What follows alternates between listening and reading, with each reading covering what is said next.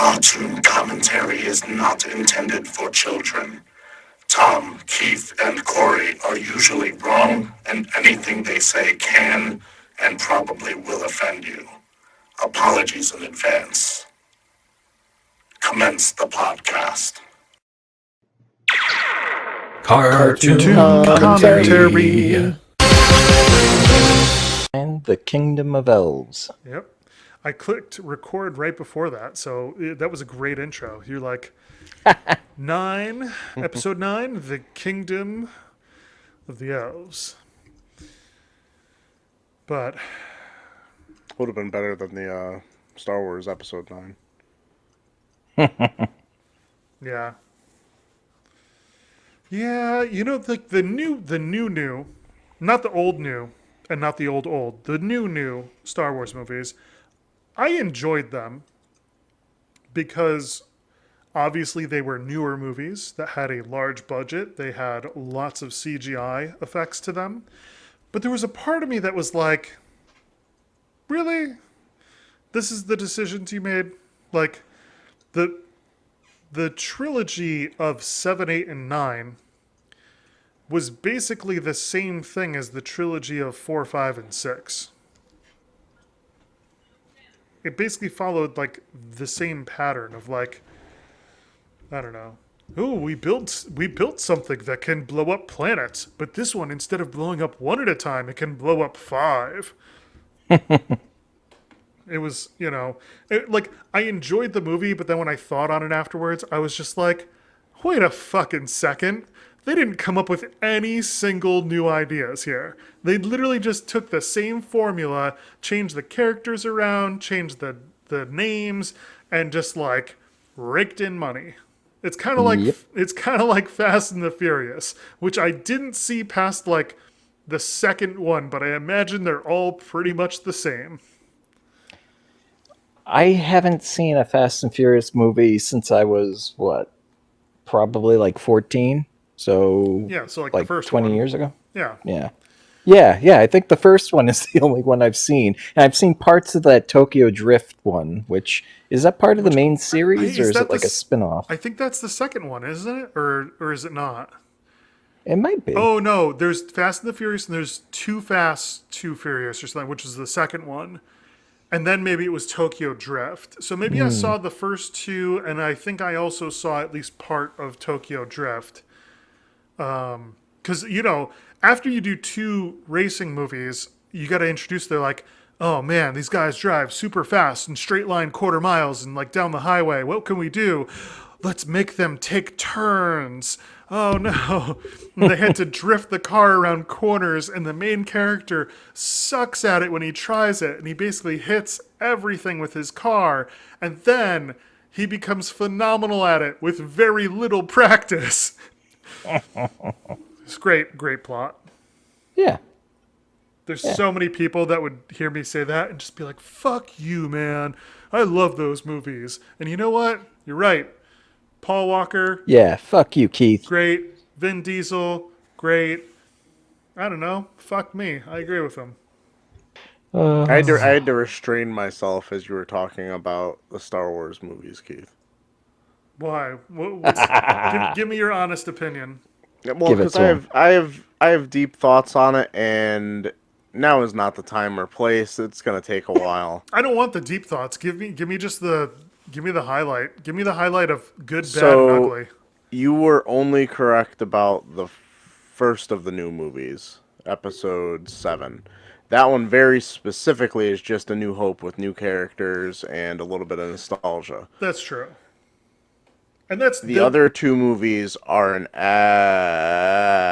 absolute train wreck. Yeah. And I honestly don't remember. They literally just shit over all the extra expanded universe stuff that was built on for years and years. Yeah. So many books I read that just like, oh yeah, that Luke Skywalker you grew up with, not quite. All the things you thought happened to him, didn't. He basically just tried once, failed, kind of went and hit on a planet. Great hero. Yeah. I think that I don't know the bad part about that movie for me was then when Luke Skywalker like astral projects himself to fight Kylo Ren Yeah. and then is like, cool, I did what I needed to do, but that took way too much energy, so I'm dead. Yeah. It was just It like, was so bad. it was just So like, bad. So bad. And the way it worked out was just like, I don't even know what to call it, poetic irony that the one character wait, that they no, kept alive, poetic toiletry. yeah, the one character they try to keep alive through the trilogy is the one that doesn't survive in real life. Wait. Carrie Fisher. Oh yeah. I was Yeah. like, They literally in this in what is it? The I can't even remember the subtitles of these movies because they're so bad. In episode 8, they literally have her dead to fucking rights.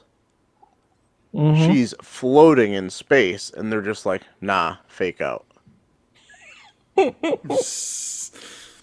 And then a yeah. year later, like literally a year later, I'm in the fucking theater watching Rogue One, a wonderful Star Wars movie. And I like, it's my second time seeing the movie. I leave for popcorn, and I look, and I open Facebook, and it's just like, oh, Carrie Fisher's dead. Or no, that was a year ahead of that. Like she was, Yeah. it went Rogue One and then the bullshit that was episode 8. So like she was literally dead in real life. They kill her in the movie, and then they're just like, nah, she's not dead. CGI for the next movie. Yeah. It's kind of like when the voice actor for Mr. Potato Head died and they made Toy Don Story Rickles. Yeah, they made Toy Story 4 and they asked his family like, "Well, he's done so much, Mr. Potato Head. We pretty much got everything we have or everything that we need. Can we you guys just mind if we take this dead guy, I mean your deceased family member's voice and just splice it together to put him in this movie?" And they went, "How much is the check?" Sure. I mean, I get it because he's kind of a beloved character, so there's partially that in there, but they definitely made a dime on that. And like, I would have too. I would have been fine with that, but I think it's kind of funny if But you. Keith, what if they gave Disney the rights to do that, but instead of accepting the money, it was donated to a charity? Much like how I don't know if you heard the story about how Ryan Reynolds in Deadpool 2 wanted to wear the B. Arthur T-shirt because Deadpool is a huge fan of the Golden Girls and B. Arthur in the comics, so he wanted to wear the shirt in the movie, but he had to get rights, the rights from the family to be allowed to wear that shirt on screen. And the family said, "Hey, if you want to donate money to a charity, we'll call it even." So, was it Ryan Reynolds? I think he donated like $10,000 to the charity of their choice to do it. I mean, that works as long as the family isn't like running the charity. You know, it's like that works is like, you know, I'm gonna pull in Trump here because he has a great track record with running charities and nonprofit foundations.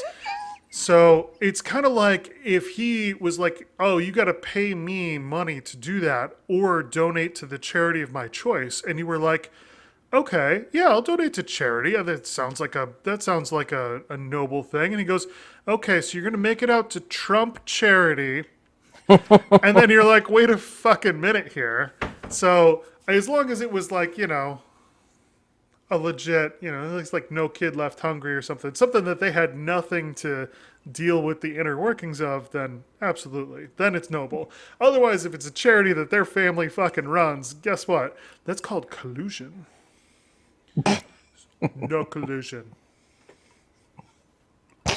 Sorry, I didn't mean to get political, but that was like the best analogy that I had because he got caught.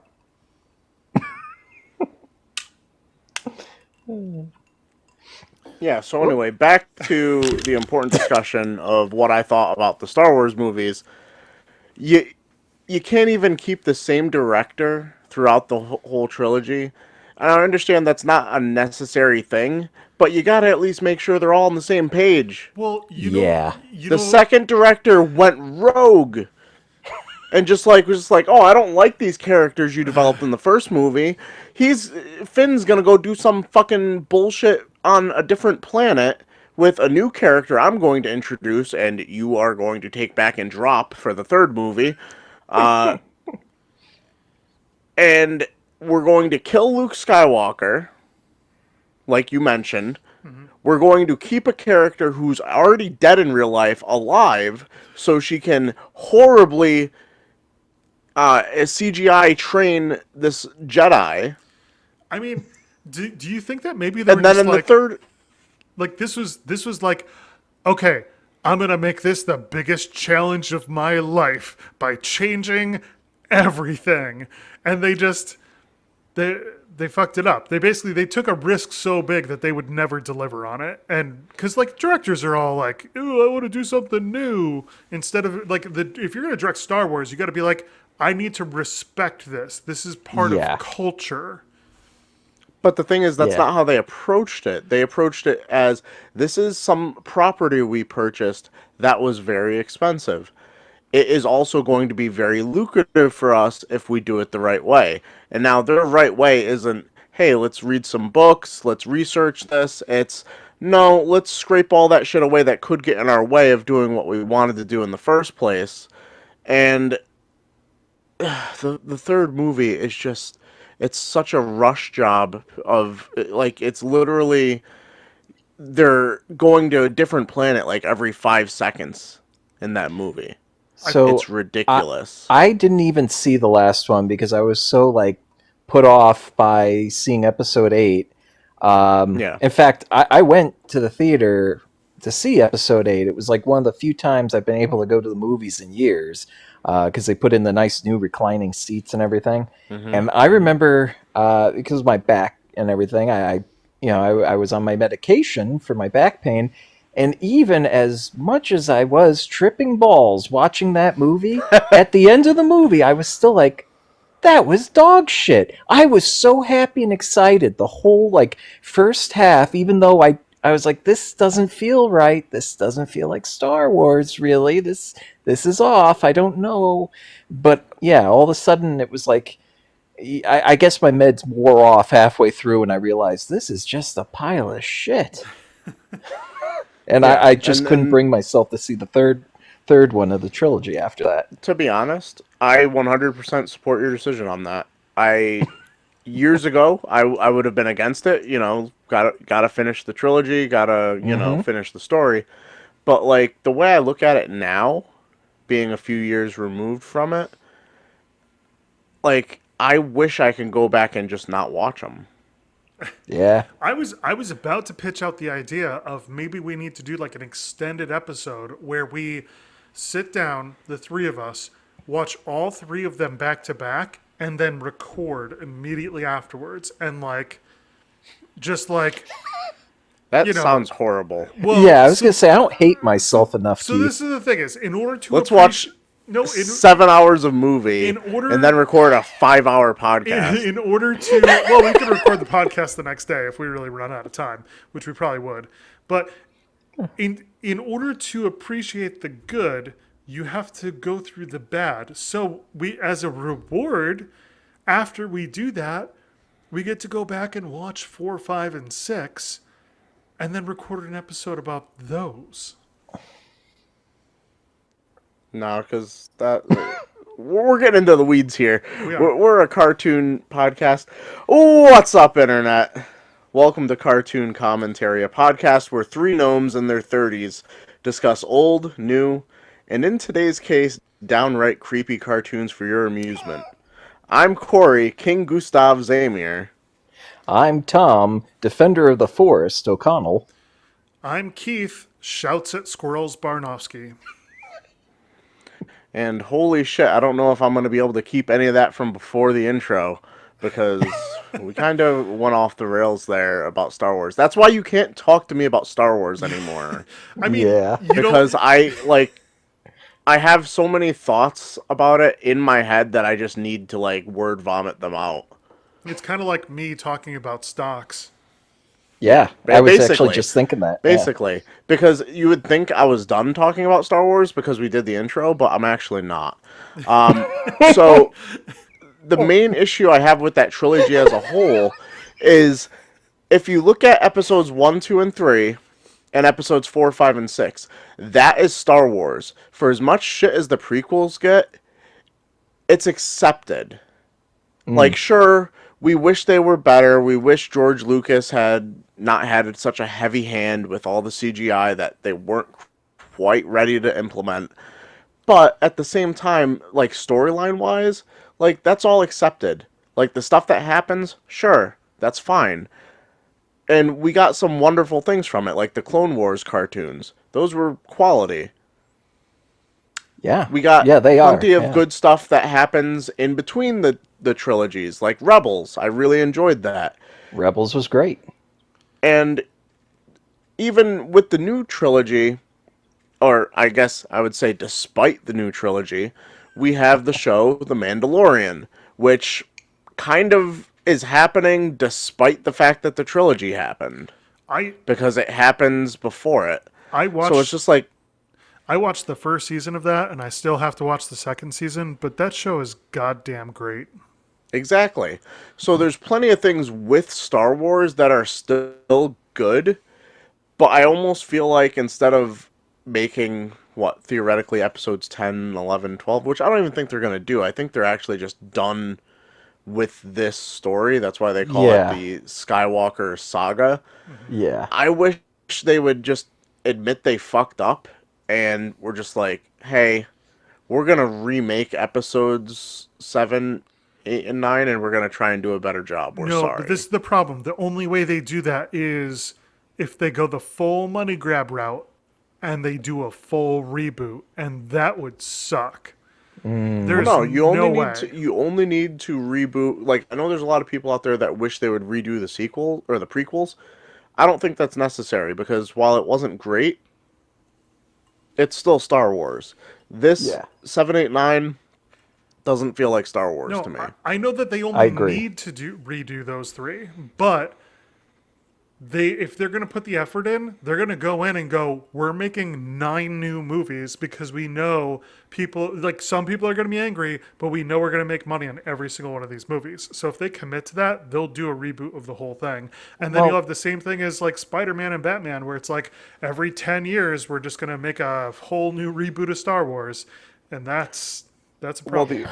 the issue is ever since they got the license, they haven't even been able to hold up to what they originally planned to do. They were supposed to release a Star Wars movie every year. Yeah. Yeah. They had Yep. plenty lined up, but you end up with a movie like Solo, which I actually enjoyed, I thought it was and good. the general public did not rate it very highly, and it didn't do well at the box office, and all of a sudden you're just like, oh, we had one misstep. We're Disney. We could literally buy the United States of goddamn America with Yeah. how much money we have. And we're concerned because one movie didn't do the box office numbers we thought it would. Yeah. It's A movie in which we replaced a very, well-loved character just to make him younger, you know? I think that they could have I don't know. They probably just made a really conservative decision off of the lack of sales, thinking that they were losing steam on it instead of thinking like, oh, maybe we should just do more research into what we're producing so that way people like it better, because they don't realize the intensity of the fandom that's behind it. Like, you're not making, well, not to say that Harry Potter fans are not intense, because they are, but that's more recent. Like, you're going back to the 1970s and content that's been created since then. We're looking at literally 40 plus years, and they just clearly did not do their homework, and that's the problem. Yeah. So I don't even know if this is going to make it into the episode, I don't just know. because it's such a weird, hard left turn. But I feel like we got it all out there, and we just need to move past it. All right. So let's not talk about Star Wars unless we're talking about a Star Wars cartoon, probably again. Hey, Tom, why don't you tell us about David the Genome? Cory, I would love to, because this was a cartoon from my childhood that I hold dear to my heart. Our childhood. Our Don't childhood. don't covet that. We watched. Well, I watched it. I don't know if Cory did. Um, I do not remember specifically watching it. I remember some of the character designs, but I definitely don't remember watching or, talking to anybody about David the Gnome before. Wow. It was one of those cartoons that honestly, like, I watched it because I actually didn't pay attention to the opening sequence so much. I don't remember if it had it in there of him bowling. But I I don't think remember so. you remember though there were episodes where the opening sequence had him bowling, or there was an episode where it had him bowling. Like they had pins set up and he like rolled the ball down. And for some reason, as a kid that loved bowling, like that stuck with me. And really, the show is kind of lackluster. And I think I remember as a kid thinking that, like, oh, David the Gnome's on. I guess I'll watch this. And, like, because it's, I don't know. It is what it is. Like, let's get into it. All So right. this show actually finished releasing before we were born. Did you realize that? No, I I did was not. born a few days before the last episode aired. Oh, okay. I looked that up. Oh, so that means I was born a month before that. Yeah, so basically, this is what the issue is. Cory wasn't born yet, so he just doesn't understand the Oh, magicalness that is yeah. the world of There David the was Gnome. a cosmic shift that happened to everybody born after the last episode aired. So Cory, you just didn't make the cutoff apparently. Well, you guys Yeah, do realize I was supposed to be in a grade below you guys, right? we do now. Oh,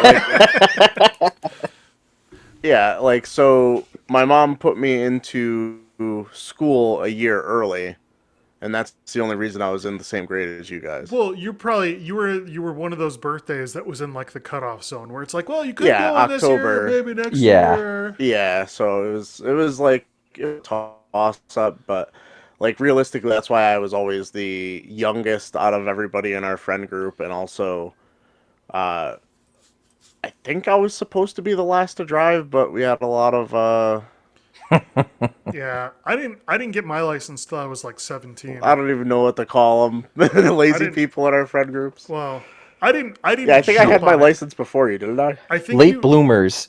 Yeah, I think you did, Cory, because I got mine. I was Yes, he literally did.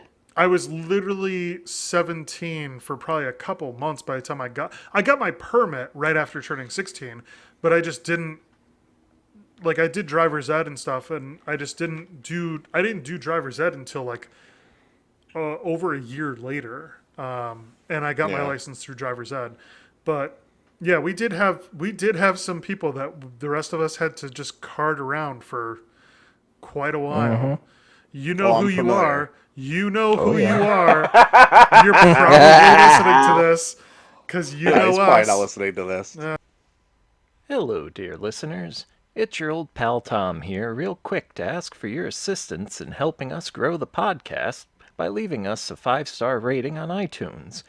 Also, if you enjoy the show, or at least Keith hasn't offended you yet, why not share it with your pals and family? All right, so what about these genomes, Tom? Yeah, so let's talk about the world of David the Gnome. So, before we talk about the episode, let's just discuss some interesting facts about this show that I remember from earlier. So, this show was created in Spain based on a Dutch book, then later a Canadian production company dubbed it using American actors and in association with an American company. So what I'm hearing is that this show has culture, like Exactly. culture up the wazoo. Culture oozing out of it. Yes, So just much culture. literally like a festering wound. Festering wound of culture.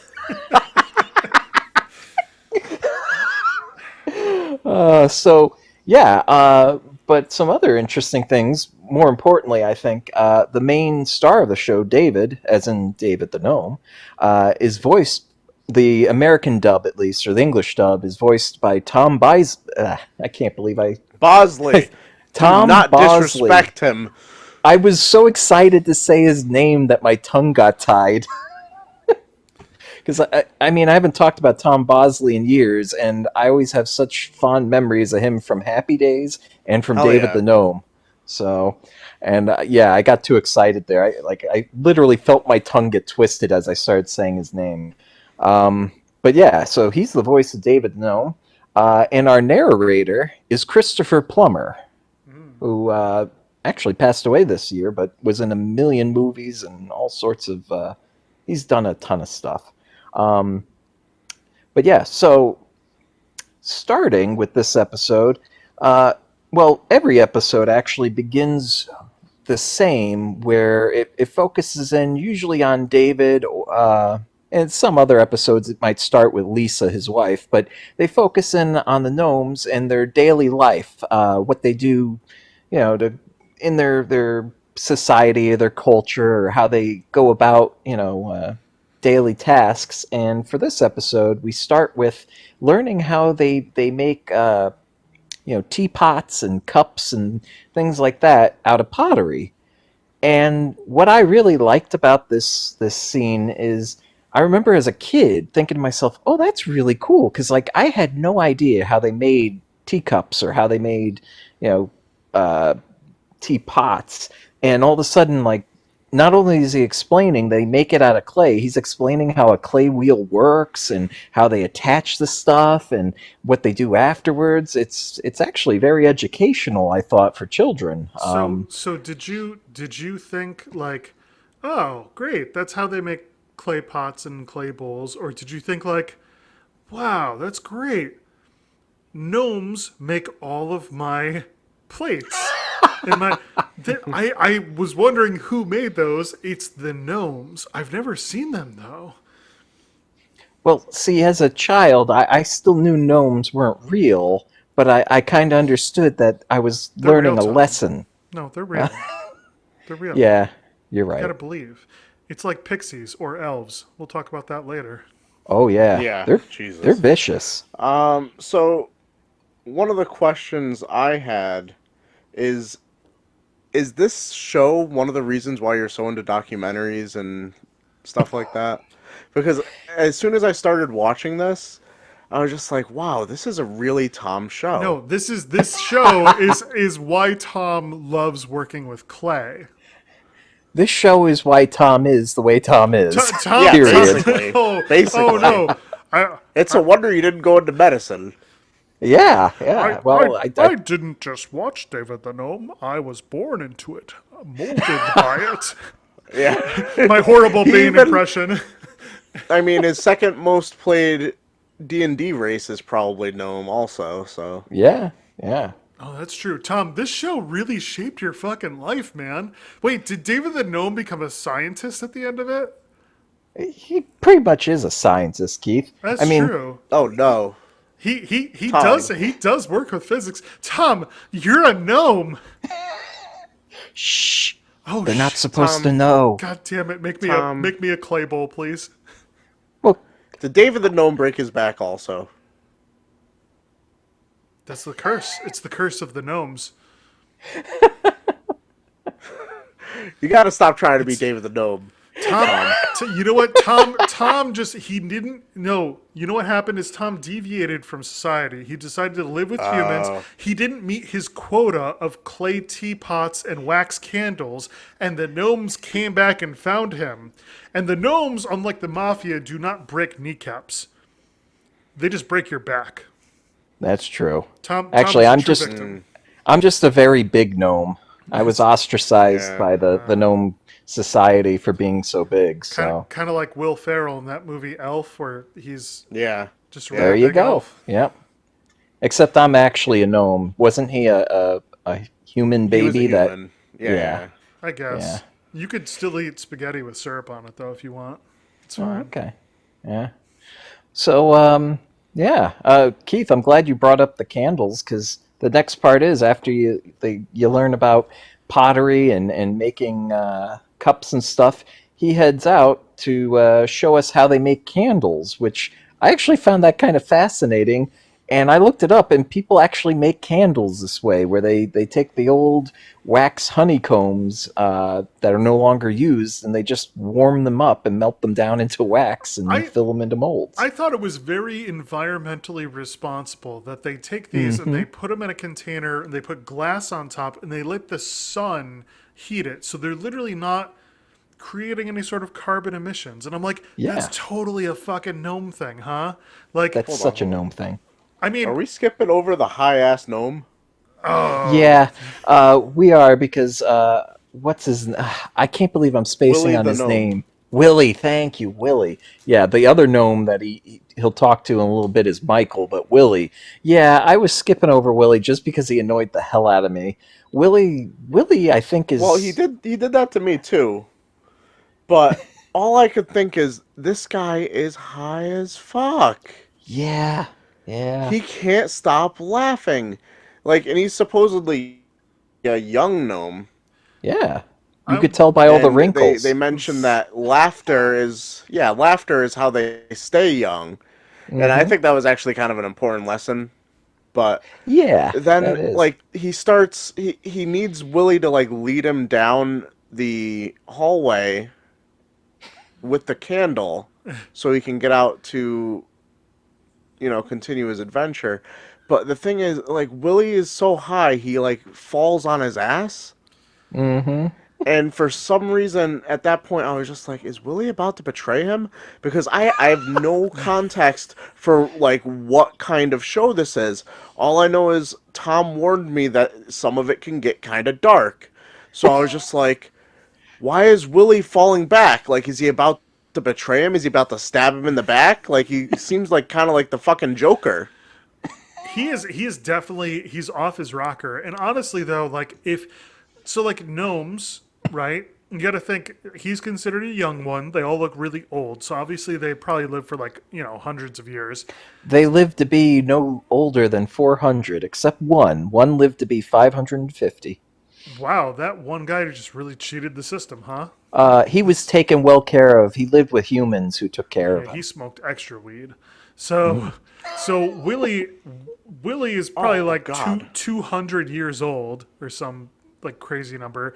I think he's And 75. They actually He was in say. Oh his really? hundreds, I thought. Well anyway, he makes He was like 105. he makes clay Yeah, teapots something all like that. day. That's all Willie does. So like the fact that he got to take a candle, walk down a hallway, and see the outside for once made him so giddy that he forgot how to walk and fell over. Like, that's my theory. He's just, See, I had assumed someone had cast Tasha's Hideous Laughter on him or something.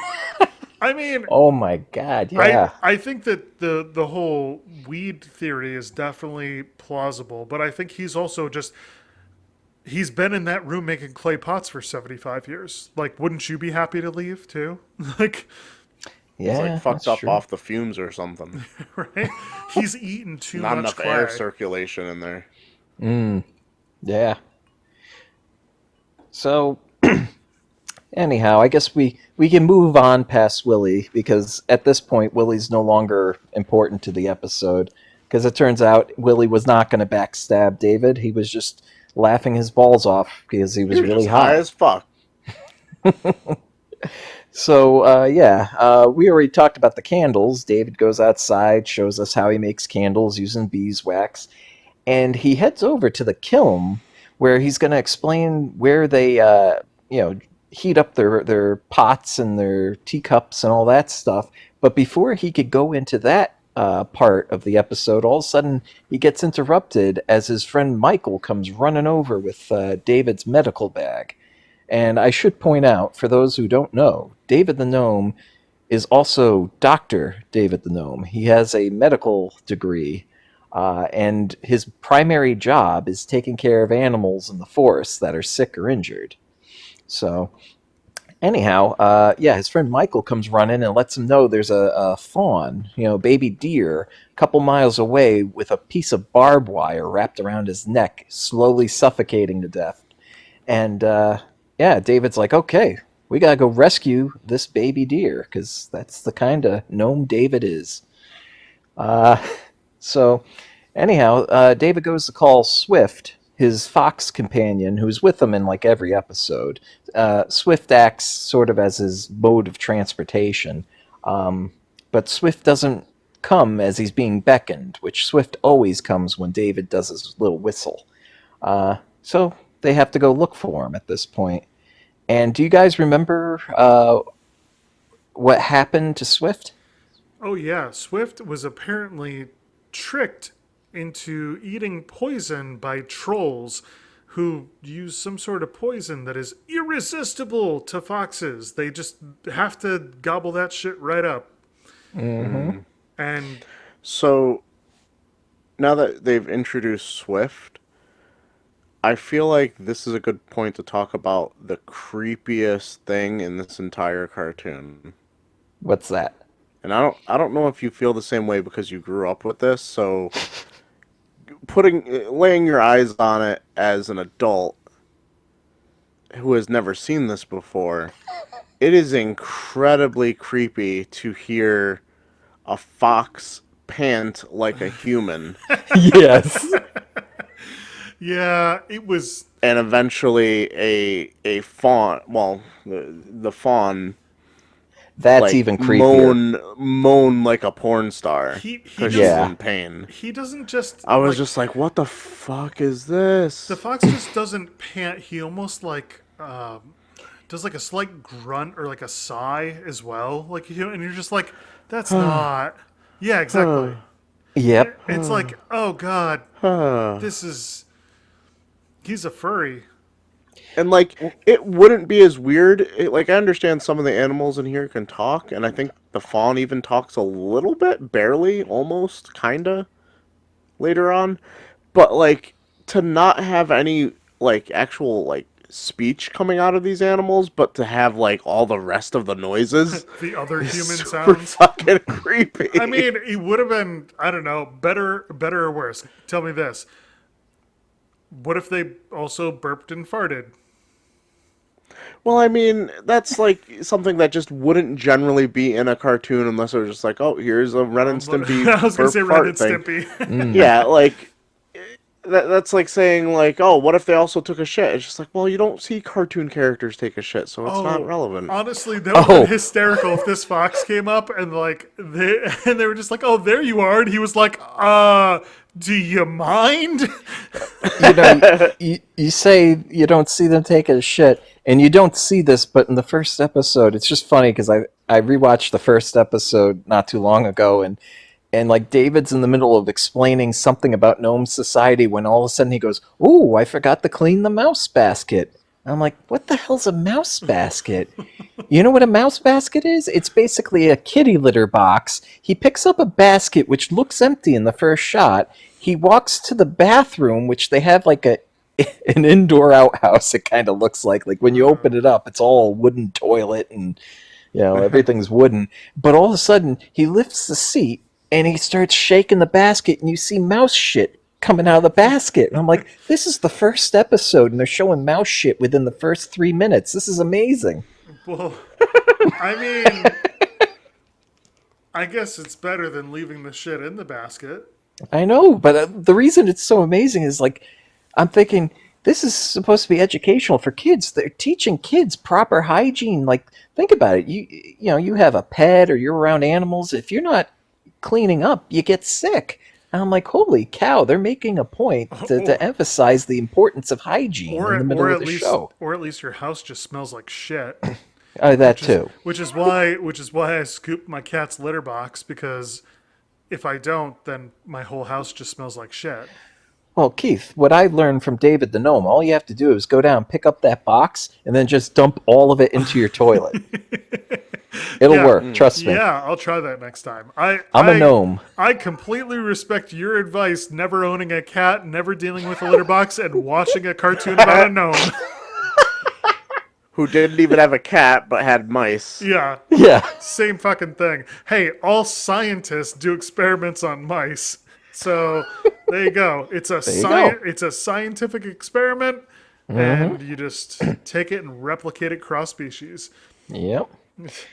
But anyhow, getting back, so Swift's been poisoned, but David's dealt with this problem in the past because the trolls often try to poison and eat Swift and try to capture David. So They're just like, oh, fuck this fox. yeah, Right? This one Yeah. in particular. No, it's not.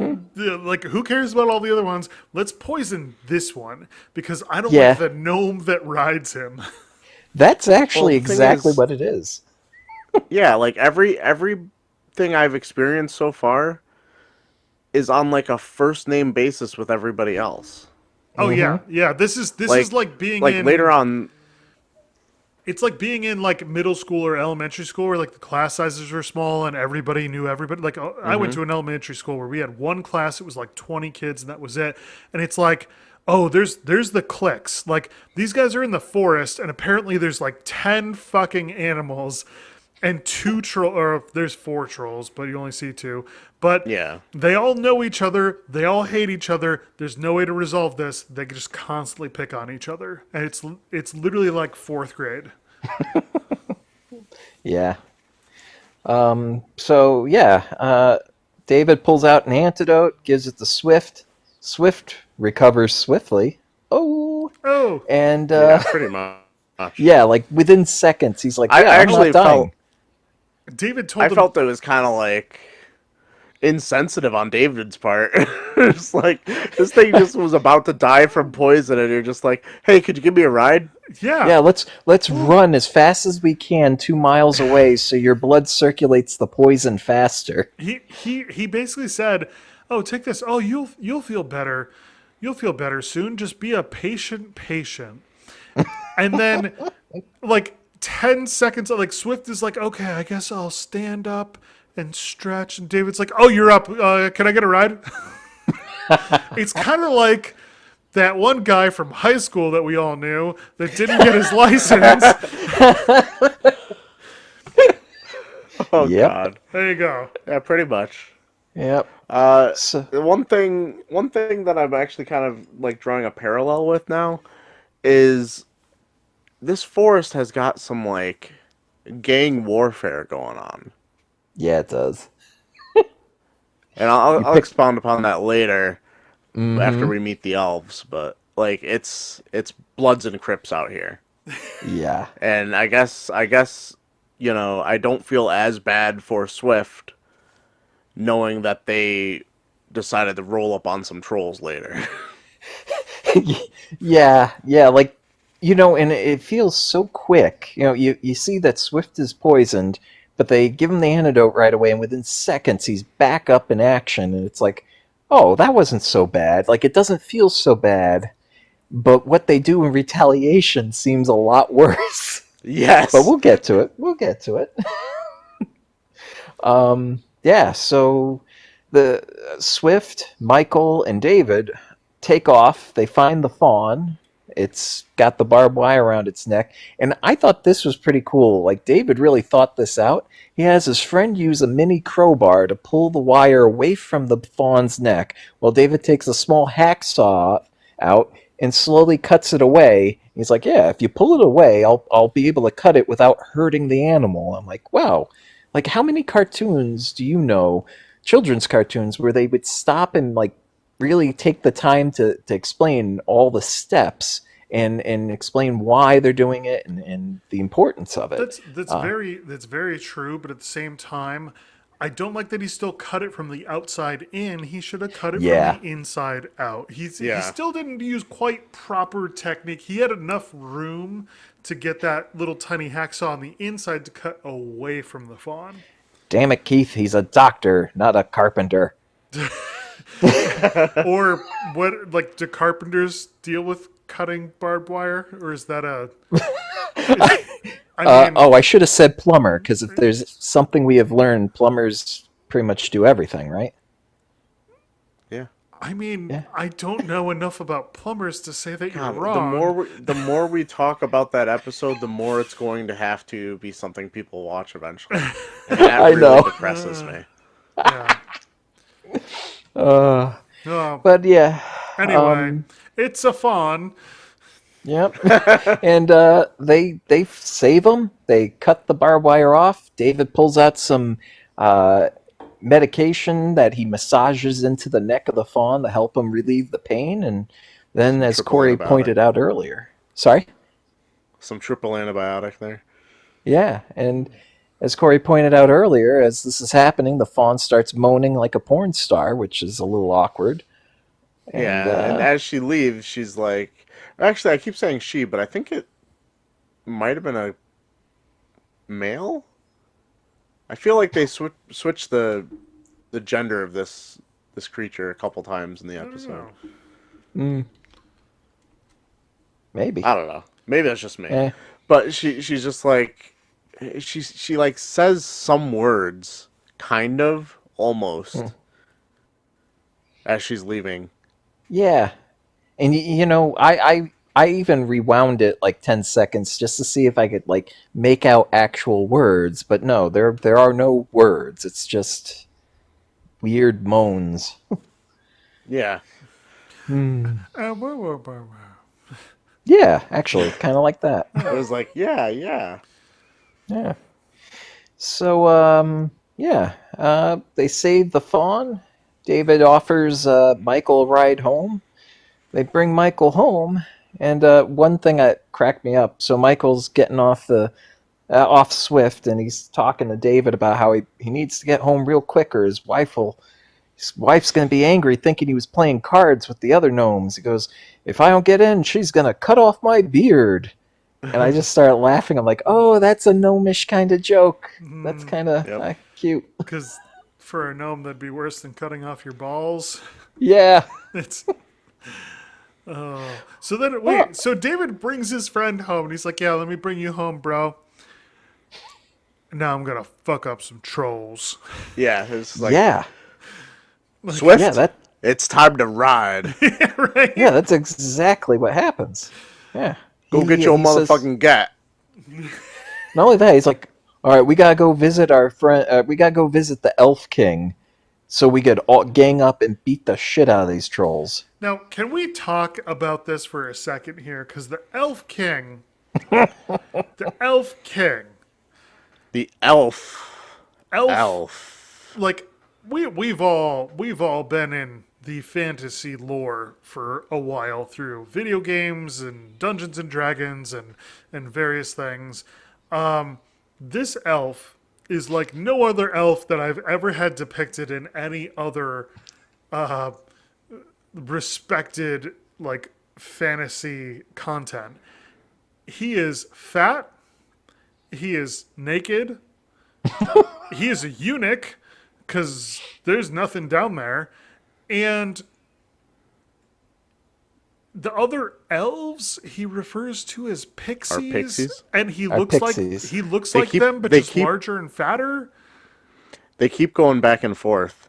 And that's Yeah. not right. Like those are two Yeah, they- entirely different species. That's like being Yeah. like, "Oh hey, look, I have this dog, but he swims in a tank and I call him Shark." Yeah, at one point I'd actually like written down that like, oh, the one fantasy creature they got right was pixies, and then they started referring to the pixies as elves, and I was just like, oh no, they fucked those up too, because they think they're the same thing, and they keep going back and forth, back and forth. I mean, even David the gnome is literally just a lawn gnome Yeah, Whoa. that's true. Whoa. Let's in clear design. this Well, up. he's He's a I'm not forest gonna- gnome. He's a forest gnome, but Okay, a forest but gnome. so in any D&D or any other fantasy that's not, from the lawn, true. you wouldn't see a gnome looking exactly like that. A gnome wouldn't always have to have a white beard. A gnome wouldn't always have to wear a dunce cap. So let's go back to Tom's origin of the episode. I think this explains this though. Is that it was what, a Spanish show Spanish show based on a Dutch book. based on a Dutch book that was then eventually like dubbed in English. So I think that this is a combination of what Dutch and Spanish people think gnomes and Well, elves and pixies are. it is definitely what the Dutch think. I've done research into gnomes in the past, unrelated to this episode, and it's sort of that area where the Netherlands is over in Europe. Sort of near Germany and Austria and areas around there where gnomes or the sort of legend of gnomes sort of exists. They're not called gnomes. They're called something else in the other languages, but one or two distinctive characteristics of these creatures, it doesn't matter what country of origin or what language they speak, they all have white beards and usually have red pointy hats. I don't So, know. I guess I'm just coming at it from a strictly D&D stance where I'm like, that's a lawn gnome.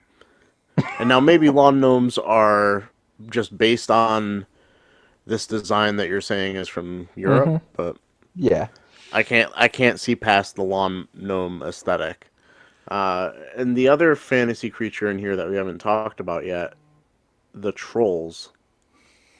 So in every other fantasy setting I've ever seen, a troll is usually a relatively not hairy, kind of like a scaly beast. Usually very smelly, usually very, very large. Like muscular, And muscular, and sometimes like overweight, but still very muscular, yeah, like strong. yeah. And in most cases, they have like some weakness that they're, really, is going to be their downfall. In D&D, it's like, you need to fight them with fire. Or acid. Yeah, in Tolkien's, lore, and also in David the Gnome lore, is the one part where they intersect. Apparently, in direct sunlight, they turn to stone, which we don't see in this episode. But I'm kind of like thinking the animators were going pretty fast and loose here with Yeah. not, I feel like they must have been in direct sunlight at some point during the course of this episode because it's not nighttime. So Maybe it was just really freaking cloudy. it's really Yeah. cloudy in the forest at all times. I don't know. It also weirds me out that they have like this weird tail, which I've never seen on a troll before.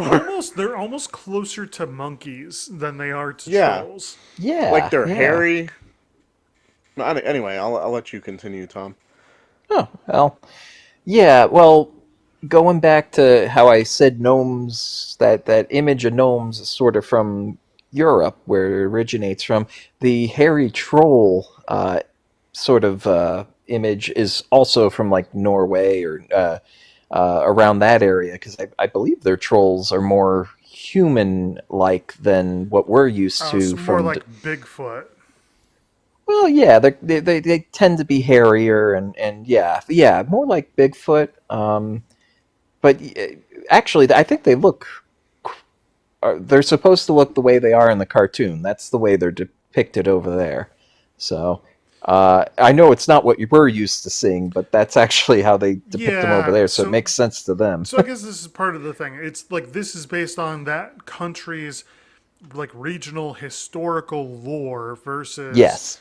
like accepted fantasy culture, and there's definitely a big divide there. So Oh yeah. that's, I mean, it's not, I was going to say it's fine. It's not fine. They're wrong, but let's move on. Yeah. So anyhow, David visits the king, and the king already knows why David's there because the king is all wise. Besides being morbidly obese and naked and having wings Creepy. and being an elf, He's just and like, being oh, I know why you're here. And he's just But like, he does have wonderful diction, I have to say. His voice yeah, is very good. for someone who, I don't know, he just sounds like the whole time he's like making the moves on him. Like He does. it's weird, but like at the same time he's naked and he's Yeah. he's got no parts. He's got no Yeah. there's no giblets. So I don't know, like is that how he gets his jollies? Just through the verbal, just the act of flirtation with whoever walks into his kingdom. He's just like, ooh, hey, hey, David, hey, David. I know why you're here. So I already know. I've already taken so advantage. there's two other fictional characters that I draw exact parallels to with this guy.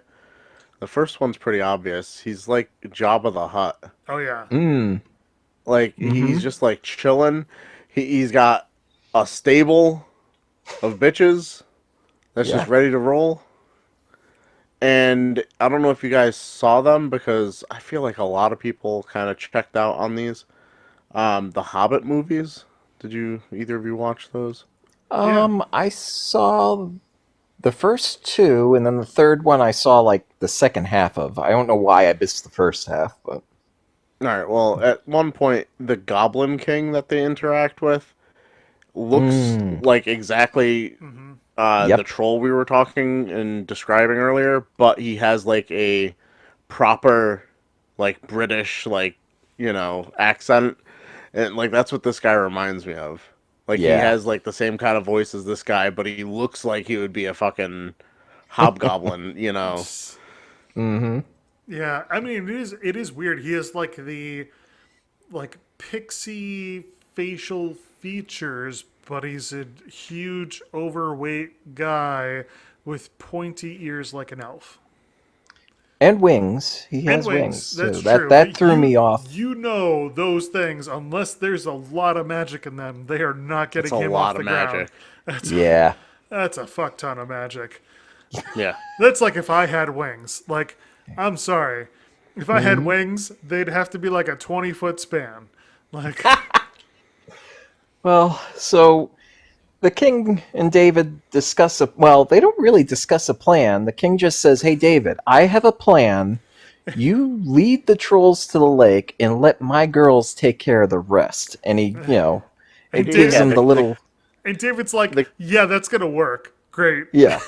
Yeah, Yeah. King Gustav is basically like, we got an idea. Are you cool, David? Are Yep. you cool, David? Oh, back to Yep. Cory's gang warfare You better be mentality. cool, David, It's like, because oh, god damn shit's it. about to go down. Yeah. Shit's about to go down. You better be cool, David. The king of the elves is like, we're not going to tell you because you could backstab us. So you're under our wing right now. We're doing this shit. Let's go kill some fucking trolls. Yeah. And David agrees and then says goodbye. And I just want to point out when he starts walking away and he says goodbye to King Gustav, he's like, "Yeah, you now I owe you one." And goodbye, King Gustav. And you watch him and he's walking away and his the little gnome body gets smaller and smaller as he goes off into the distance, and he turns around and waves again and goes, "Goodbye. Goodbye," and waves a second time and keeps walking. I'm like, holy crap, that's where I get that from. So for like the last 30 something years, I've been doing that to my father. Like every time I say goodbye to him, if I'm leaving his house or he's leaving, I always do a second goodbye wave. When I'm like, after either I'm in a car driving away, I'll stop, put the window down, and give a second wave and go goodbye, goodbye. Tom, I think that we already established that your entire life was built upon this show. I don't think your consciousness is even real at this point.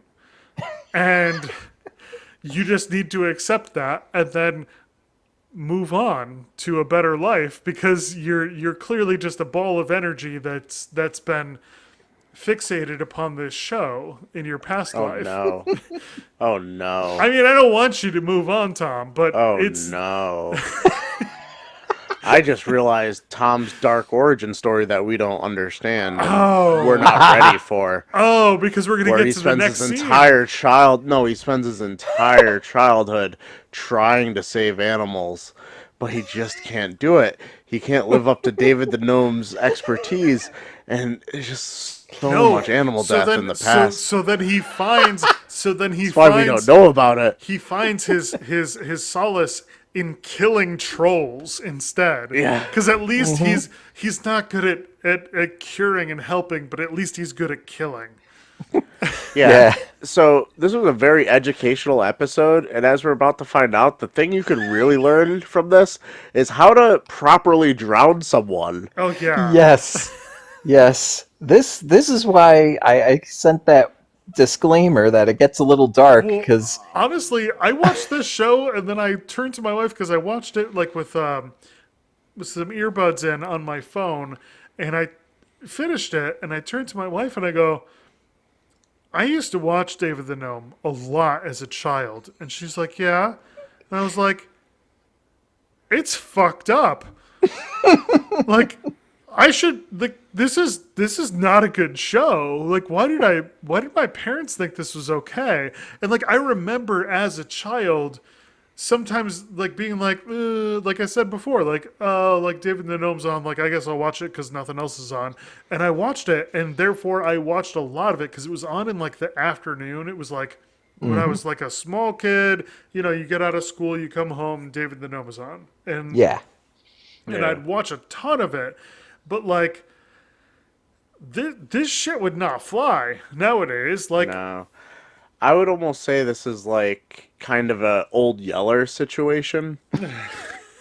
Like, did you guys ever watch Friends and they're talking about Old Yeller and how one of the character on the show, Phoebe, her mom always turned the movie off right before the end, so it was a happy ending. I feel like if I were to have a child watch this, I think after the point where they save the fawn, I would just be like, all right, that was the end of the episode. so wait, you're turning it off like 7 minutes in. Yes, because it goes dark. Well, no, it goes creepy and weird first, and then it goes dark. Yeah. So, I mean, Well, you technically have I like would- a space in the middle where you could turn it off, where you're only exposing your kid to a creepy, weird show. I wouldn't expose them to the miscategorization of elves and pixies. I mean, That's just unnecessary. I don't think that the words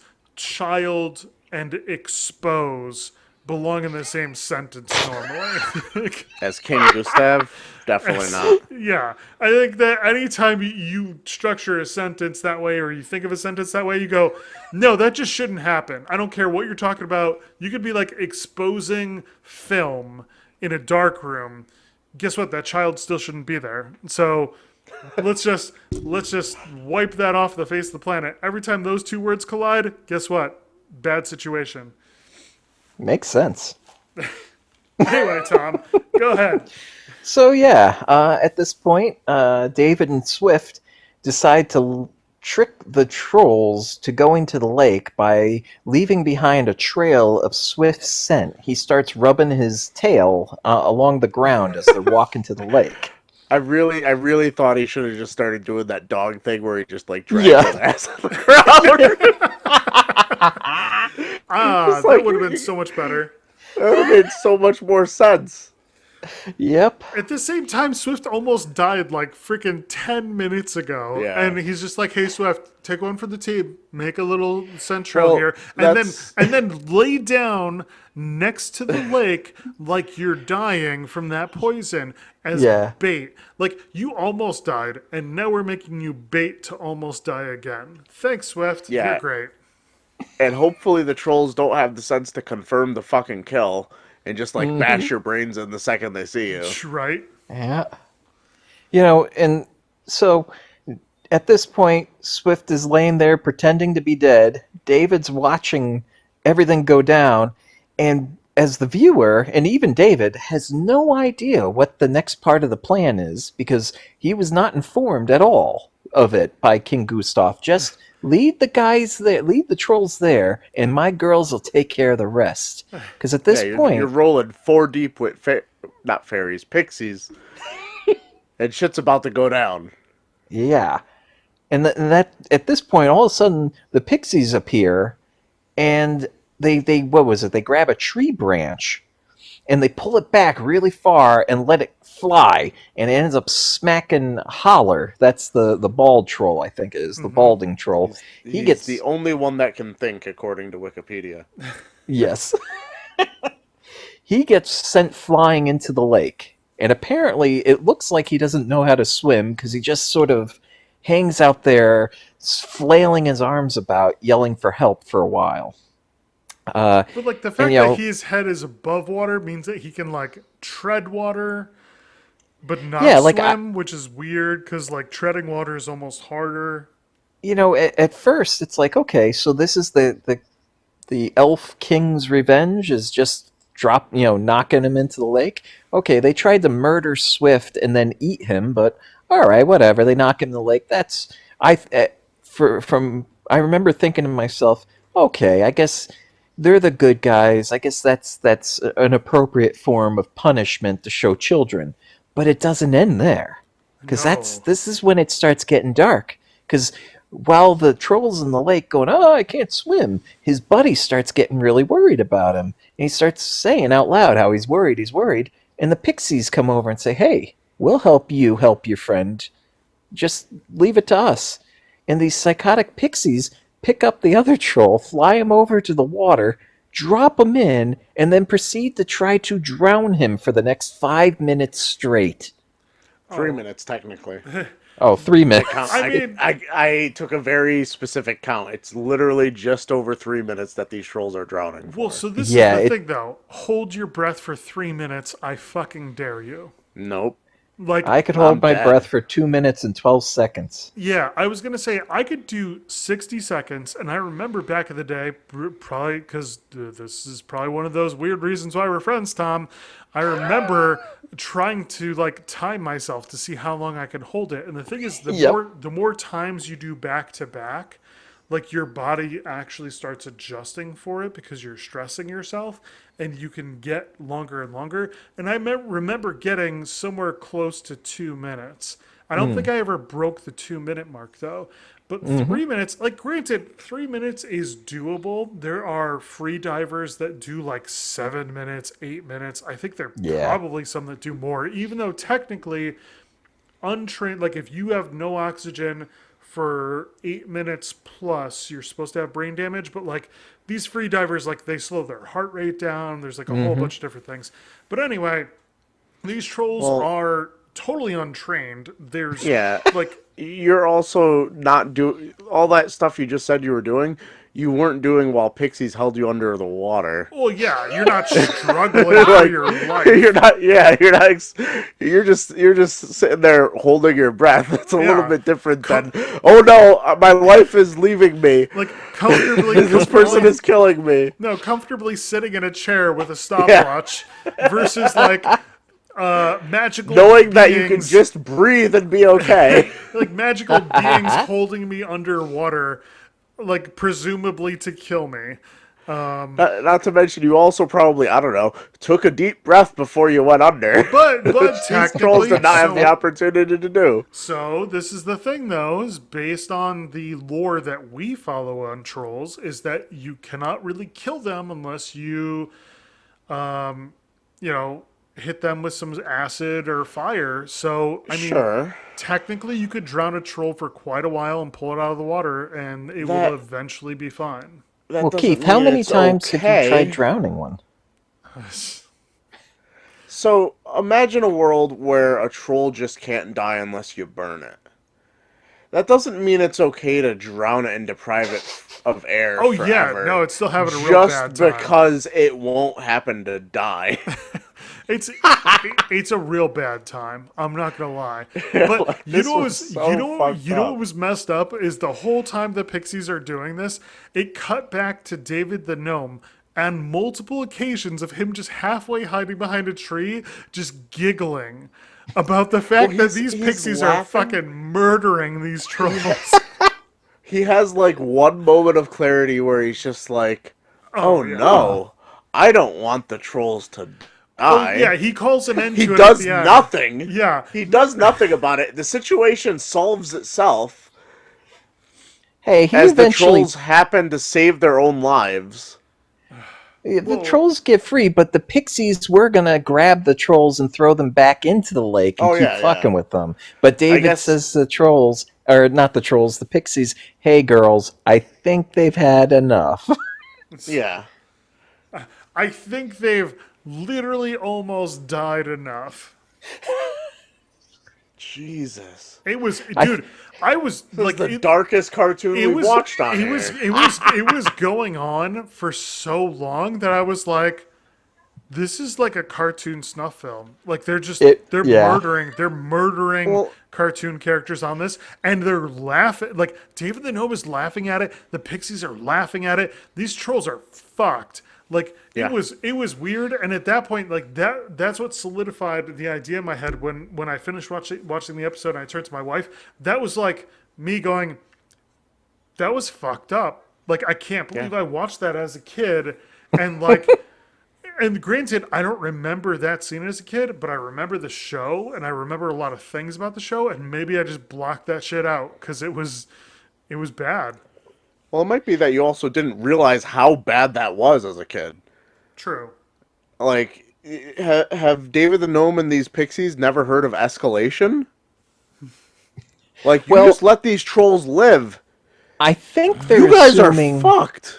I think they're assuming that you've watched previous episodes because these trolls are just a constant threat to the gnomes, to the woodland creatures, and to the fairies, and to everything. These trolls are just dicks. Well, Tom, then And they should have just fucking killed him then, Tom. Exactly. Then, if that's the real issue, like if you're legitimately concerned that these trolls are going to murder your best friend, Swift, like let them drown then. Yeah, you don't almost kill them and go, you learned your lesson. See you later. Like, I mean, not to bring in a whole bunch of spoilers to this, but like I am on the Wikipedia. I have read up on this cartoon, and I have seen the spoilers of how this show ends. And it's kind of irresponsible for David the Gnome, who is 399, and oh in goddamn. this lore, God damn it. he's the oldest gnome, and gnomes live no longer than 400 years exactly. Like, sure, he's doing great things now, but he's gonna die within the year. And he's like the only fucking doctor and He's the only competent gnome. Oh god damn it. These trolls are going to run roughshod as soon as he's done. Yeah, he needs to exterminate the trolls Yes. before he moves Okay, on. Like okay, but you're forgetting David is also a father, a grandfather, a great grandfather, and a great great grandfather. There's plenty of gnomes in his bloodline who I assume will be as passionate and intelligent and courageous as David, and they'll take up the I mean, mantle. supposedly. So did they get a show also that we haven't heard of? Actually, I there didn't were think so. spin-offs. There were spin-offs. If I you don't look in know the about that. Wikipedia, I'm you'll in the see. wiki. I'm balls deep in the Wikipedia. As you might guys say. you guys do that. And I don't I'm, see I'm any gonna go, spin-offs here. I'm gonna go use the bathroom because Of course you will. Yeah, Keith's got a tiny bladder. that's my thing. Oh, sequels. Keith's got a gnome Okay. bladder. I got an itty bitty gnome bladder that hates trolls. Go drown a troll, Keith. Oh God.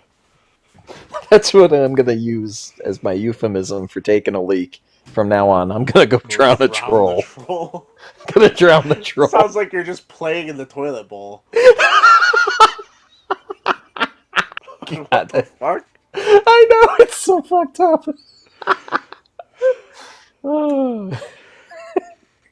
So I don't know if you had a chance to listen to the latest podcast that I uploaded, Not yet. but pretty much anytime we say we're cutting something out, I'm just leaving it. great. I don't know if that's gonna be true for everything, but like the last time we were just like, "Oh, Keith taking a piss," uh, like the third time he's done it, it's just like, "Yeah, I left all that in. Probably leaving this in right here. Hey, future That's self, leave this in." that's great. Well, it's a good way to see if Keith actually listens to these things because he would make Yeah, comments. Uh, yeah, so I ended up watching a few David and the Gnome episodes after this one, and all of them I thought were better, and I was not kind of really. mad. Yeah, oh yeah, like Keith even brought up how the preview, because at the end of this episode they show the preview for the next one, the Yeah, the magic magic dagger, knife. the magic scalpel, or yeah, the magic knife.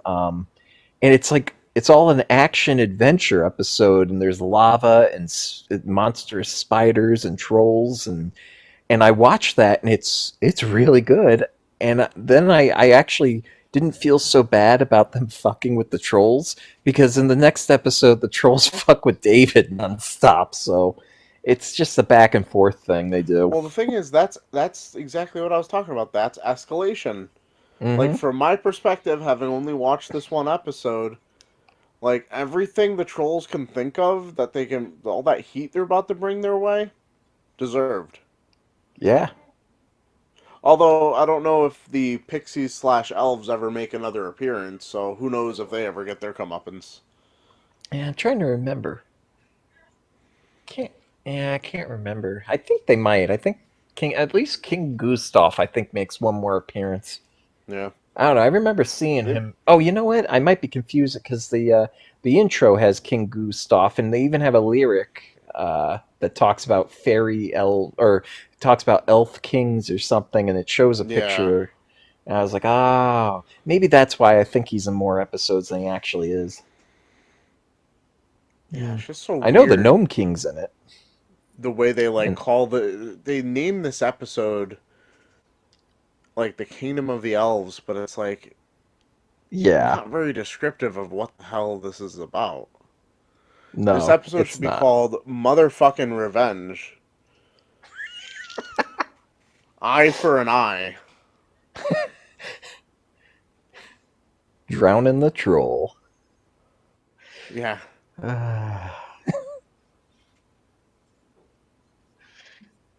Yeah. I watched the last episode too. It is messed up because like they're not they never come out and say, "Hey, we're gonna be dead like tomorrow. We're hitting 400. We're dying. We gotta we gotta take care of this." No, instead it's just very subtle, and they're constantly like using euphemisms for it, and it's like, oh my god. As a child, I didn't understand that, and I remember seeing the ending one time, and I didn't know that's what was going to happen. I thought they were just going on a trip because they refer Mm. to it as like they're going on a trip, or I forgot to pack, and it's like, wait, what the fuck? You're going to die. I'm Well, confused. I'm wondering how early slash how often in the series they refer to the fact that gnomes don't live longer than 400 years. Oh, they refer to it a lot actually in the very first episode. Okay. That's how I knew Because like that. that's how you know that you're kind of painting yourself into a corner Yeah, when I you're guess just from the like, start hey, we're not they getting just season two. yeah, I think from the start it was always planned. It was just because it's based on a book. It would just be, one season. That's like a lot of animes. They're you Yeah. know the That's source actually once material. I saw how many episodes there were, I was just like, this is very anime like. Yes, yeah, You know, you yeah. I get def. in, you get out, that's your story. Not Hmm. everything has to be a long 400 episode shonen, Yeah, fighting anime. yeah. You could only drown a troll for so long. Yeah. Can you? I mean, No, I mean anything more than 3 minutes and it's just not that's a right. that's a weird Reservoir Dogs kind of or actually what was that?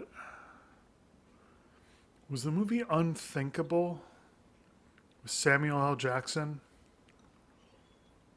where they capture like a suspected terrorist and like three bombs went Oh, off and like yes, I know what you're talking about. they're interrogating him and like Hmm. Samuel L. Jackson keeps on going like further and he's like it gets like brutal Hmm. and yeah, I don't know, man.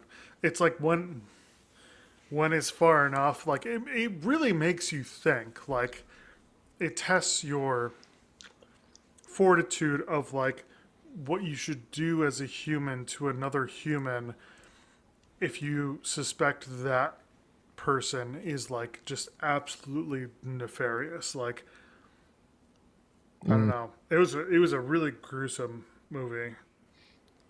See, that's why you need children's shows with gnomes doing it to trolls, because it helps Well, that's. lighten it. I mean, to be quite honest, though, like it's fucked up. But like, if you look at things like with World War II, World War One, Vietnamese War, like that's why the government puts out propaganda. Propaganda is meant to dehumanize the people that you're fighting, because if they're not human, they're easier to kill. Hmm. Like so, technically, yeah, a troll that's a dum that poisons your fox is easier to kill for a gnome than another gnome. But if a gnome tried poisoning Swift, what do you think they do? Would they try drowning that gnome, or would they handle it? How would they handle it? Well, um, I don't know the inner workings of the gnome gang. And I can't actually There's no share that gnome on gnome information. violence. Yeah, and Tom will not tell me as much as I fucking ask, and I know he fucking knows it. I Tom know will. it Not, he's because like, it's in there's this. there's a code. Yeah, no, it's in the secret book of the gnomes. If you watched the other episodes, you would know that all gnomes have a copy. Every gnome family has a copy of the secret book of the gnomes. Is that in And And Sword and Sorcery? no, this is this show, like straight up. Hmm. Every night before bed, David reads one chapter from the secret book of gnomes to his wife out loud, or to his family, but it's just him and his wife right now. But wait. yeah. So, like, did they not know until he reads it to him? Though, like, is this? No, I imagine it's like reading the Bible out loud. Like they just read a little bit of Oh, chapter every night. they've all read it before. But if it's anything like the Exactly. Bible, it's just like, well, this gnome begot this gnome, and then this begot this gnome, and then this gnome was told to kill his two children by God, and then right before he did it, God said, "J.K. gnome, LOL." Keith, So, that. Oh, sorry. one thing I was thinking about in the course of watching this episode is David the Gnome self-aware that he's in a cartoon show? I think there's a camera crew there. I think It's a it's supposed, yeah, documentary. it's supposed to be like a documentary style cartoon show. Yeah, because he talks Because to you like like you're there. it's exactly like it's weird to me that like for the first half of the show it's like he's in a documentary, and then the second half it's just like he kind of forgets that. Yeah, and Yeah, like You you're know, like definitely he's you as the viewer are not a character along with him because otherwise you would have also ridden the fox instead of watching the fox run. So like we're apparently in like a jeep riding next to the or maybe an RC car riding next to the fox. yeah, and also it's subtle in this one, but along the themes of all the other shows we've been watching lately, humans, while barely mentioned in this, only mm, in reference to the fawn getting stuck in part of the fence, like the barbed wire. David the Gnome definitely throws some shade at humans yeah, because they're the ones that put that fence up. yeah. He So does that it's just often another in another episodes. show where, well, like Captain. Well, I keep mentioning Captain Planet despite the fact that we haven't watched it, but like Widget the World Watcher, Hmm. stuff like that, where it's just like humans are the worst, I mean, and aren't the we? things we do, Yeah. well, the thing is, in this case, it's just a basic thing. Like, of course you put up a fence. Like, does anybody think putting up a fence is so much of like a nefarious like scheme against nature? Well, as a gnome, I find it offensive. Well, I mean, Okay. I don't know anybody that's put up a fence with barbed wire. I mean, that's kind of a defense. Like, I mean, Well, yeah, like if you're growing crops, maybe that's something you would do to keep other, creatures Yeah, out that are going to try and steal your carrots, whatever you're growing. oh, so what yeah. you're saying But is the like fawn was the real bad guy. maybe, The fawn was stealing. but David the gnome is too narrow-minded to see that. The David the gnome was like, "Don't worry, fawn, I got you. You'll live to steal another day." Hey, David showed a Exactly. lot of restraint. He could have gone to King Gustav and said, "Hey, King, there's a human that's messing with the deer. Let's teach him a lesson." And then they take Whoa. the human to the lake. No, but the thing is, though, is that Do you think? like he doesn't know that fucking deer. He helped the deer because he's like, "Yeah, it's my fucking job." They poisoned his fox. True. That's like you finding a dog out in the wild and like saving it from some barbed wire versus somebody poisoning your dog personally and you saving your dog and then be like, "Well, I'm getting that fucker." Like, Yeah, if that was the case, I would have finished the jobs the pixies couldn't. So oh, I know you would have. Yeah. You are a good man and thorough. At the very least, they would have ended up with some fish on their lawn. No one's gonna get There's that. that's as Keith was saying last week, a very deep cut, deep cut. and only a deep cut that three people, possibly four people, will understand. Yep, Oh, maybe five, but yeah, there's maybe five. Yeah, like depending on if they're listening, but Yeah. if that one I guy, feel like eventually if we that one gotta guy have that like needed rides was listening, yeah. that's the theme of the episode. Don't be that one guy. Uh, God damn it. so anyhow, do we finish this? Basically, I'm where pretty we sure leave that's the off? end of the episode because I think it just kind of leaves off with a preview for the next episode. Which honestly, I wish we fucking watched. Yeah, that. It's Thanks, it's Tom. the Thanks. episode of the magic knife, which honestly the knife is fucking lame. It's like a butter knife. So Okay, that knife is actually his family's magic scalpel that they Ooh, lost it's- hundreds of years it's- ago. Oh, it's my family's butter knife, and we've sharpened it extra sharp. So, but like the next episode has like giant spiders that like spit acid. It has lava eruptions. It has bridges collapsing. It is a full-on like Tom Cruise action film of David the Gnome, though. Like I watched that and I was like, holy shit, that's why I watched this show. It wasn't this Yeah. bullshit episode snuff film about killing trolls by drowning them with pixies. I mean, and sexual fawns that get turned on by barbed wire. No, it's not that. It was about Don't kink shame. it was about lava and magical butter knives. This is the David the Gnome that I remember.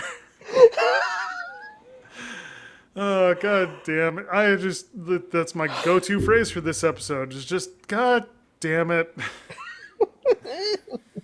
Well, I figured this would be our trial run with David the Gnome. I picked this episode so when we're in the, we're got everything down to a science, then I'll pick the better one. I mean, if we ever want to go back to this, like if we're just, we fall into a rut, we know that we have at least one really, I'm not going to call it good. I'm going to call it It's good. crazy David the Gnome episode that It's we can good. fall back on.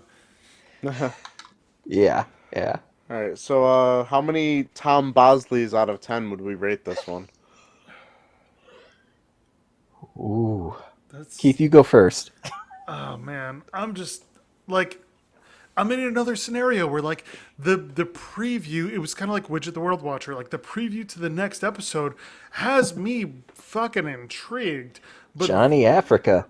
yeah, right? Oh, we're gonna go back and watch that shit. I swear to Oh, God. I I want to mean, watch it just for that I know character. it's probably gonna be garbage, but whatever. So anyway, with this, I mean, honestly, I want to give it a 4, but I'm gonna boost it up to a 5 for the probability that, or the possibility that the magic knife episode might just be like, it might be like the Lord of the Rings, like, but replace ring with magic knife, because it's got giant spiders and lava and, volcano and whatever. I'm gonna give it a 5 because it's one of those things that, like, I really don't think I want to watch more of this. And this episode was dark as shit, and they Yeah. basically just taught children how to drown people, and that's not cool. Like, I can't believe I didn't end up being a psychopath as an adult after watching this show relentlessly as a child. But at the same time, part of me's like, I want to see that magic knife episode. So, like, fuck. I'm gonna give it a 5. Yeah, for me, I feel like David the Gnome is kind of a show I'd like to see more of, but not out of like I enjoyed this and I can't wait to see what happens next, but more of like a kind of wanting to pick it apart, kind of like we've been It, doing today. it's like a morbid curiosity. Yeah, exactly. Like, so in the one episode I've watched, they like viciously tried to drown some trolls. What kind of crazy shit is going to happen next? Kind of curiosity. What other creature are they going to try to drown in the next Yeah, episode? yeah. The next episode has And, lava. and Do they how try to drown them in lava? and how often can I feel uncomfortable about the sounds that Swift is making in an episode? Like, that's a drinking game in and of itself. Oh yeah. I would probably give this a little bit of a higher rating than Keith with a 6. Tom Bosley's out of 10. All right. I I loved David the Gnome as a child. I know we've already talked about it, but I loved it, and watching this filled me with nostalgia. But I will say, rewatching this episode and seeing how horrific it gets when it comes to drowning the trolls, I will say that kind of chipped away at some of that. The pedestal I was holding this show up on, because I was like, wow, that was really dark, like to the point where I was like, this is kind of fucked up. But still, I've seen the whole series, and I've rewatched many of the episodes lately, and I have to say, the rest of the episodes that I've seen are great, and I would definitely keep watching and would love to do another one of these review episodes for this. But I'll give it 7 Tom Bosleys out of 10. Damn. Because the nostalgia helps bump it up a point, I think. But I think Plus, the whole you did watch additional episodes too, yeah, and that's kind of tempering it. Yeah, you were probably getting additional nostalgia. Plus, those episodes were probably better than the snuff film episode that we just watched. they were like some of the episodes I watched. I would rate them 8s or even maybe possibly higher on one Wow. of them. But that's why I was so disappointed. Like, why did I pick this one? This was such a Yeah. weird one to pick. But That's yeah, like my experience with Kablam last week, where it's like maybe going with episode 1 as a default is not a great idea on a show that's No. gonna hopefully increase in quality. mm, And also with last week's episode, well, theoretically, I did not vet it. I had no idea what was going to be in there. Like, I know with this one, you knew a little bit of what was going to be in here, so we weren't mm, just dealing with an origin episode. But yeah. if you'd just gone one episode further, Tom, Yeah, Well, right. next time. The the magic next knife. episode looks so epic. Yeah. I Well, mean, like I said. Then again, we could go to watch that episode, and it's David and the Magic Knife because it magically just removes all of his enemies from the world as he stabs them repeatedly. I mean, I wouldn't put it past the show. Like, you know. Well, no, if I've learned anything from this episode, David gets other people to do his dirty work. He doesn't get his hands dirty with that shit. David is the victim here. David wanted to teach the trolls a lesson for trying to murder and eat his best friend. David went to King Gustav. You figure And King Gustav does not fuck around. Yeah, you figure King Gustav, King of the Elves, he would be wise and would come up with something better than drowning these guys without telling David. We have established David is 399 years old. You don't think he knows what King Gustav is gonna fucking do? He fucking knows. He was like, God damn, I'm at the end of my fucking life. I'm the end of my fucking rope. I'm getting the badass in here. I'm getting the A-team. Whoa. There's nothing about King Gustav that says badass. Well, no. But the job of the hot-looking motherfucker. Those pixies were, though. They're tiny, and they're relentless, and they have zero empathy. Like, because the whole time they're doing... The whole time they're drowning those trolls, they're laughing, they're having fun, like committing murder. David is off hiding behind a tree laughing. They are all just giddy about the fact that these trolls are dying. Laughing until a point. David thought it was all fun and games until he realized, wait a minute, they're taking this too far. Wait, no. So you're saying that somewhat of a drowning is funny? So, like, waterboarding is funny as long as you don't actually kill them. If it's to a troll who tried to poison my best friend? Okay. As a gnome, I say yes, that's hilarious. Tom, it's a cultural thing. As one of your friends, please avenge me. Yeah. If I die under mysterious causes, I can trust you to just pull some John Wick vengeance. Like, don't worry, Keith. If you die mysteriously, someone's getting drowned. I can promise you. May not be the right person. Someone is. I might just go find a random troll and drown him. I just walk down the street and go, hey, you. I promised I'd drown someone if my friend died. Come here. You look weaker than me.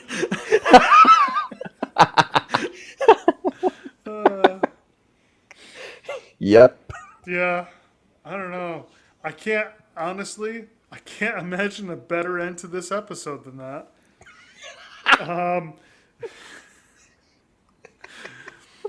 Yeah, so that's going to do it for this week of cartoon commentary.